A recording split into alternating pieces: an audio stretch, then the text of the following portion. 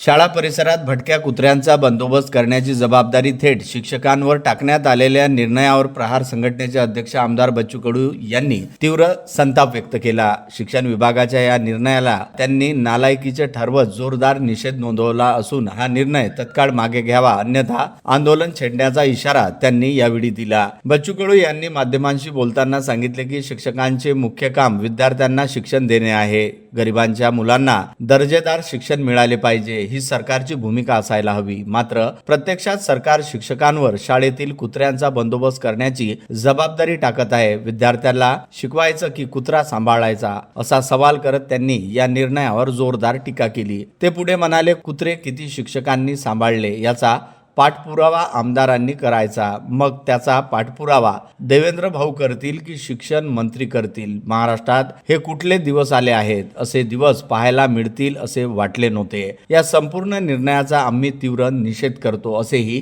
त्यांनी स्पष्ट केले। बच्चू कडू यांनी थेट शिक्षण मंत्र्यांना इशारा देत सांगितले की हा निर्णय तत्काळ रद्द करण्यात आला नाही तर आम्ही शिक्षण मंत्र्याच्या घरासमोर कुत्रे बांधून ठेवू किंवा त्या ठिकाणी कुत्रे सोडून देऊ। सरकारने शिक्षकांचा अपमान करणारा हा निर्णय मागे घ्यायला हवा, अन्यथा प्रहार संघटनेतर्फे तीव्र आंदोलन करण्यात येईल असा इशाराही यावेळी बोलताना बच्चू कडूंनी दिला। ब्युरो रिपोर्ट, मंडल न्यूज, अमरावती।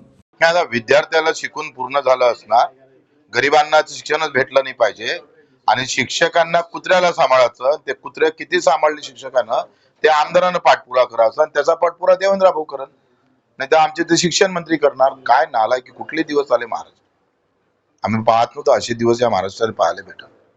शिक्षकांना कुत्रे पहा, शिक्षकांनी कुत्रे पहा, वा काय नालायकी आहे। आम्ही निषेध करतो याचाला। मला वाटतं एक दोन कुत्रे आता शिक्षण मंत्र्याच्या घरीच बांधून ठेवू। हे अशी जर वेळ ते तो निर्णय वापस घेतला पाहिजे, नाहीतर मला वाटते जिथं कृषी मंत्री आहे ना, शिक्षण मंत्री आहे ना, तिथं आजूबाजूला सगळ्या बंगल्यावर त्याचे कुत्रे सोडून देऊ आम्ही। एवढे वाईट दिवस